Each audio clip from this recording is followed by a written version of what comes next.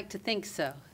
So last November, as I already mentioned, we issued the Identity Credential and Access Management segment architecture, and it was the first government-wide segment that we had released, and it represents a roadmap to a target state whose hallmarks are interoperability across the different communities of interest, the technology, and the different use cases. And it is not only for human identity management, but also for device management, which is, this new, 10 years ago, we didn't actually think about needing necessarily to have identity management for our devices. But today, it's everything from your router to the piece of code. You actually need to know that it came from a legitimate source and that it is, in fact, something that you want to trust. So in addition to this, we have all these working groups working together to develop solutions for the federal community.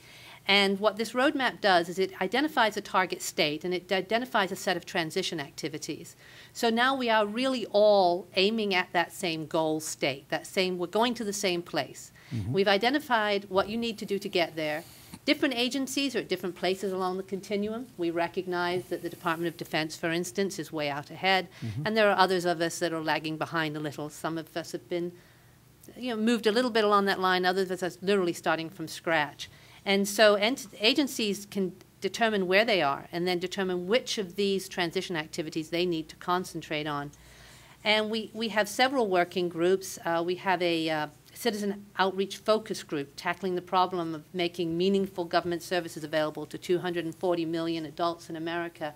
And it's the idea that my relationship with one agency could be leveraged, or the identity credentialing I use to do business with that agency could be leveraged to do business with another agency as well, while still doing it in a manner that protects my privacy.